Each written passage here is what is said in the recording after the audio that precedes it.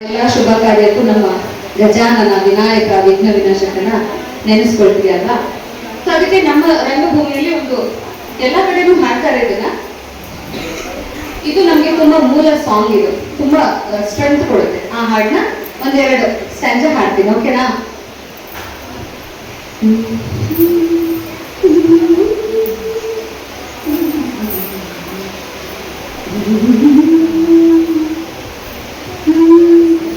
ಗಜವದನ ಹೇ ರಂಭ ವಿಜಯ ಧ್ವಜ ಶತರವಿ ಪ್ರತಿಭಾ. ಗಜವದನ ಹೇ ರಂಭ ವಿಜಯ ಧ್ವಜ ಶತರವಿ ಪ್ರತಿಭಾ. ಏಕದಂತವ ಏಕಲ್ಯಾಂತ ವೃದ್ಧಿ ಸಿದ್ಧಿ ದ್ವಯರಾಕಾಂತ. ಏಕದಂತವ ಏಕಲ್ಯಾಂತ ವೃದ್ಧಿ ಸಿದ್ಧಿ ದ್ವಯರಾಕಾಂತ. ಗಜವದನ ಹೇ ರಂಭ ಮೂಷಿಕ ವಾಹನ ಸರ್ಪಭೂಷ. ಮೂಷಿಕ ವಾಹನ ಸರ್ಪಭೂಷ. ಅಡಿಗಳಿಗೆ ನಿನ್ನನು ನೆನೆದು, ಅಡಿಗಳಿಗೆ ನಿನ್ನನು ನೆನೆದು ವಂದಿಪೆವು ಶ್ರೀ ಗಣೇಶ, ವಂದಿಪೆವು ಶ್ರೀ ಗಣೇಶ. ಗಜವದನ ಹೇ ರಂಭ ವಿಜಯ ಧ್ವಜ ಶತರವಿ ಪ್ರತಿಭಾ. ಏಕದಂತವ ಏಕಲ್ಯಾಂತ ವೃದ್ಧಿ ಸಿದ್ಧಿ ದ್ವಯರಾಕಾಂತ. ಏಕದಂತವ ಏಕಲ್ಯಾಂತ ವೃದ್ಧಿ ಸಿದ್ಧಿ ದ್ವಯರಾಕಾಂತ. ಗಜವದನ ಹೇ ರಂಭ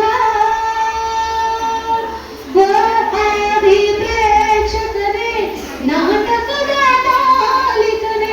ಓ ಆದಿ ಪ್ರೇಕ್ಷಕನೇ ನಾಟಕದ ಮಾಲೀಕನೇ.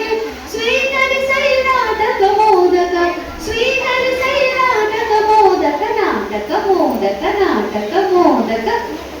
ಗಜವದನ ಹೇ ರಂಭ ವಿಜಯ ಧ್ವಜ ಶತರವಿ ಪ್ರತಿಭಾ. ಏಕದಂತವ ಏಕಲ್ಯಾಂತ ವೃದ್ಧಿ ಸಿದ್ಧಿ ದ್ವಯರಾಕಾಂತ. ಏಕದಂತವ ಏಕಲ್ಯಾಂತ ವೃದ್ಧಿ ಸಿದ್ಧಿ ದ್ವಯರಾಕಾಂತ. ಗಜವದನ ಹೇ ರಂಭ.